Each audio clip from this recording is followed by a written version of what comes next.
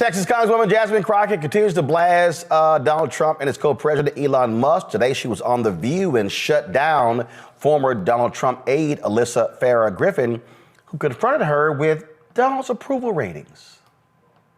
For all of the criticisms that exist of Donald Trump, he right now has a 53% approval rating. It's higher than it's ever been. 70% believe that he's fulfilling his promises, and 45% believe Democrats should be more moderate.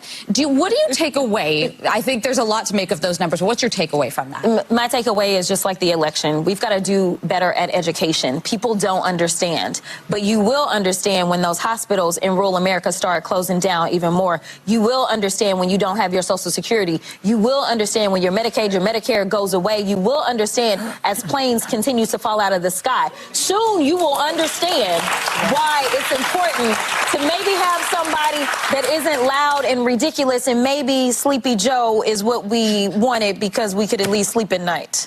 Yeah. On Tuesday, she was on MSNBC and explained to Ali Velshi why the midterms are critically important to keep Elon Musk from getting richer and raping and pillaging the American people.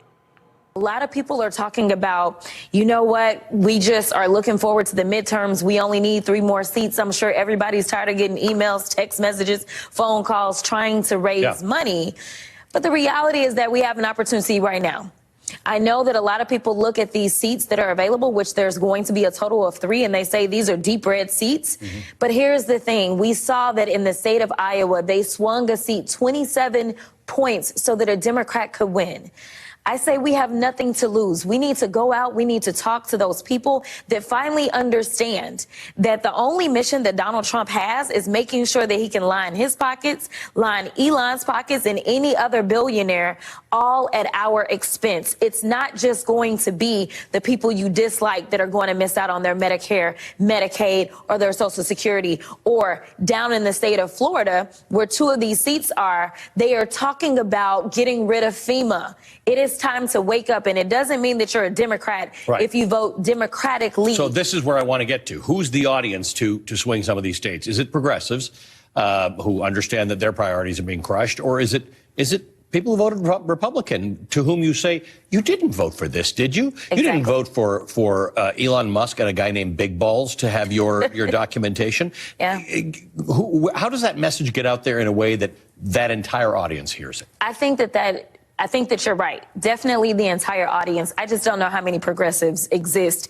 in Matt Gaetz' former district, right? But I do think that there are farmers in that district, farmers that are concerned because they rely upon monies as it relates to USAID and other monies that are now being dismantled. And it means that you may lose your family farm. It may be bought up by a corporate organization. And so I think just having very real conversations, we've seen people who have talked about, well, we don't want you firing the people at the VA, or maybe it's somebody that has to fly all the time. And they're concerned because we have a record number of planes literally falling out of the sky because he decided he was going to appoint some guy from Fox to be over transportation. But at the end of the day, there were those that never believed that we could end up with 2 senators in the state of Georgia, and we did. There were those that never believed we could have a Democrat representing Alabama, and in that special election, we did. So I think if there's any point in time that the people should rise up and figure out where should I focus my attention, it's on these special elections, and it's having real conversations on the doors with real people talking about what's really happening and not the lies that they're putting out there. Zachary, I take you like what you heard there. I love it every time. I'm so thankful to have the Crockett Chronicles. She is speaking absolute truth, and she's spitting pure fire. And that is exactly what we need to see from more of our Democratic leaders.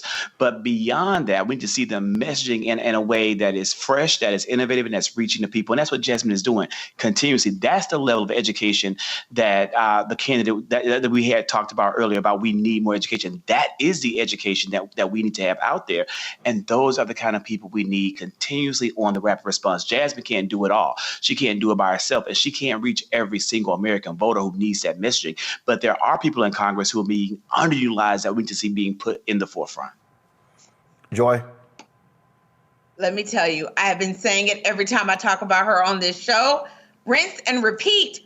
We need that kind of fire from so many Democrats. It doesn't have to be every one of them. People do it differently. But when people see Jasmine Crocket, they know she is fighting for them, and she does so brilliantly, right? She understands the rules. She understands the subject matter, the policy, but she does it in a way that communicates in a normal way to normal humans, in a way that shows passion. That's what we're missing. That's what we're looking for. And everyone can appeal to that. And so to me, I just want more of that. I mean, frankly, I don't think the Democratic Party made the right choice in how it's, currently set up. It used to be they had sort of two leaders, right? One that was political and would be out there talking, a forward-facing person, and the one that was just sort of dealing with the party politics in the background. I think we may need to, bring back that kind of bifurcated leadership. Whoa, what are you talking about? Whoa. Hold up, Joe. They do have that. What do you? No, they don't have that. They do not have the Democratic Party. The DNC itself is not the same two-headed monster it used to be. So what do you mean? Okay, explain. What do you mean? There, it was so. Hold on. When I was there, it was like two chairs, right? You had someone who was sort of the outward-facing public person, and then someone who did the work. Who was that? Behind the scenes. So to me. No. Who was that? So at the time it was, oh my God, I can't remember. It was like a boring guy that was inside, and then there was a governor who was out, who was the external person. I believe it was the governor who was the external white guy. My point is, one person was a communicator and one person was behind the scenes. Okay, here's what I don't understand. Here's what I'm confused. You just had an election and they elected a chair. They got multiple vice chairs. So yeah, those vice chairs are not the people that are going to be the public-facing voice of the Democratic Party. Why not? Like first, okay. So let me hold up. She is an elected official. She is someone who knows how to communicate. She is someone who brings her own press. She is someone who understands how to communicate to the American people. We need that. It's not a knock on everyone. Everyone has a different skill. Okay, hold up. So this is what I'm looking at right here. Kim Martin is the chair. Raina Walters Morgan is the vice chair for civic engagement. Wait. Raina is vice chair for civic engagement and voter participation. Malcolm Kenyatta, vice chair. Hell of a communicator. Artie Blanco, vice chair. David Hogg, vice chair. Hell of a communicator. Jason Ray, secretary. Yep. Virginia McGregory, treasurer. Chris Corge, national finance chair. Jane Cleave, ASDC president. You got Chuck Schumer. You got Hakeem Jeffries. Yeah. So it's not like you don't have communicators there. And so it's not. And again, that's Jasmine Crocket, like AOC. No, but she's not. But Joy, they're members of Congress. They're not DNC. Yeah, we need, listen, nobody, the American people don't know who those people are. I'm sorry on this one. Wait. No, I'm confused. Okay. No, I know. Malcolm Kenyatta does a ton of media. He's an elected official in Pennsylvania. Mm-hmm. So I'm trying to understand. Crockett was on The View. No, I understand. Okay, hold on. Hold on. You just said the No. I'm repeating your words. You said the DNC needs to have a public-facing person and somebody who ran the party. That's the DNC. She's elected. So the reality is the party. You need folks who do what they do, but you can have people who are communicators who are elected. You can have both. Always had vice chairs. I'm not asking us to not have vice chairs. What I'm saying is have someone out there who can communicate to the American people, who can get on Morning Joe, who can get on Fox News, who can get on wherever they are needed to go and to be able to communicate with people. We need So that. Is it that? Isn't that Ken Martin? Okay, Ken Martin. Okay. We'll see. I'm asking you. Isn't that his job as the chair? Yes, that is his job as the chair, but he is not going to be able to get the press to be able to be it may not be his skill. Sometimes we need to stop looking for everything and everyone. I'll get no. But you specifically said the party, the DNC. Yeah. Crockett is not a DNC leader. She's a member of Congress. We would do better if she were a DNC leader.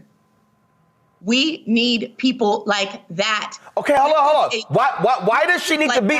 This is what I understand. Why does she need to be a DNC leader when she's a member of Congress? You don't need a member of Congress. Hold up. A member of Congress, that is an actual job. No, wait. She has to serve the 700,000 constituents of her district. I'm one of them. Okay, my homestead is there. That's her job. Why can't you have her here and other people over here on the DNC? Why does she need? Why do you need a member in both? Look, when Tim Kaine was the chair, I thought that was idiotic. When Debbie Wasserman Schultz was the chair, I thought that was wrong. I don't think you can be a member of Congress and be the party leader at the same time, because that's two separate jobs. But P.S., I didn't say that they would be only one of them. I said two. I've been saying two. I'm saying someone that runs the party on the inside and then the person who's out there speaking. That's the way it used to be. Go back and look it up. So I'm just saying, to me, we ought to revert. We ought to have some kind of system where we can draw on people to have different skill sets. The reason I don't understand that. It doesn't have to be Jasmine Crocket. No, I'm just saying she's the kind of person and the kind of voice that when people are looking to the Democratic Party and they're saying, I want someone who reminds me of myself, who can speak for me, who can fight for me, they're looking for someone like that.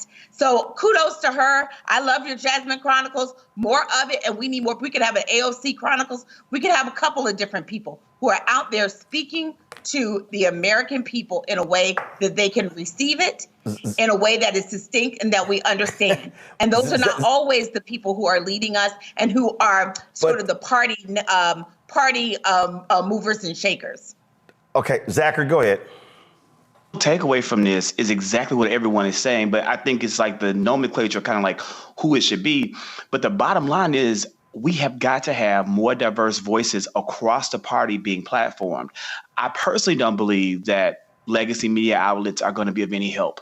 They have chosen to not be. They have made a choice at MSNBC and CNN, places that used to be committed to truth and upholding democracy, to go in a different direction. There is nothing that I think Democrats like Malcolm Kenyatta can do to garner more good press, even if his popularity rose to the level of Jasmine's, because they're going to platform what they want to platform. But it doesn't mean that the Democratic Party can't put those kind of voices out there. We have our Jasmines, we have our AOCs, but we need to have more people in leadership positions get out in there to make those rounds on independent press and all throughout the whole entire stratosphere to get the message. And I think that's kind of what I'm hearing, is that we need more people. One person isn't enough. We need more Jasmines out there being, spread around, and really, to be honest with you, using platforms like this to get the message out. Like Roland Martin has millions of followers tuned in right now. They need to be here. Here's my thing, political sis. Titles are irrelevant to me. They're irrelevant. At the end of the day, I don't care if you are a labor leader, if you are a member of Congress, if you're a DNC vice chair, or I don't care if you were a PAC or whatever. If you have a coherent message that resonates with people, it doesn't matter. The point I'm making is, I think you need Congresswoman Jasmine Crocket doing exactly what she does. When she has her 5 minutes in a hearing, when she is being called to do national shows, that's great. But here's the other thing that we just got to understand. We understand television. You gonna book who brings ratings. And the reality is, it doesn't matter where they're coming from. If Congresswoman Jasmine Crocket wasn't in Congress and she was bringing the heat and she's on the DNC, she gonna get booked, and the member of Congress is not gonna get booked. Hell, there are members of Congress who are bored as hell who I'm not gonna book because they're not bringing it. So it doesn't even matter to me. I'm just being straight up. To me, what we're dealing with here is, you have to have multiple voices, but you need people who are doing the work. And what I'm saying is, the work of the party, whether it's DNC or the GOP, it goes beyond a television appearance. It's actual work. How are you organizing? How are you mobilizing? How are you building up? How are you winning special elections? How are you fundraising? So the jobs to me are totally different. So names are irrelevant to a lot of people. I know names are relevant to us because we know all these people, but when it comes to boots on the ground, they don't care. They just want to know that everything is going to be okay. If Jasmine Crocket, if you're listening, if she's listening, I just truly wish that she was my Congresswoman. We need more Congress people like her. The DNC, I assume that their thing is to get the boots on the ground, to get people motivated out there, round people up. That's what I'm assuming that their goal is. But again, people are not going to recognize the two. They're not. They just want to be able to hear the message. They want to know what's going on, and they want to know that somebody's there to represent them and that everything is going to be okay. Hello, I'm Isaac Hayes III, founder and CEO of Fanbase. And right now, we're accepting investors in our $17 million round to revolutionize the future of social media. Today, for just $399, you can own 60 shares of stock in Fanbase at $6.65 a share. Go to startengine.com/fanbase and invest today. While the big platforms have grown too massive and disconnected from their users, Fanbase is building a platform where creators and users truly come first. We've already raised $4.8 million from everyday investors who believe in this vision, and now you can join them. This is your chance to invest in a social media tech company with over 1 million users that is disrupting media by allowing anyone to reach all of their following and monetize their content from day one. The market is changing, big platforms are failing to serve their users, and Fanbase is stepping up to fill the gap. Don't wait until it's too late. Invest now. Invest for yourself and your future. Go to startengine.com/fanbase and own the future of social media.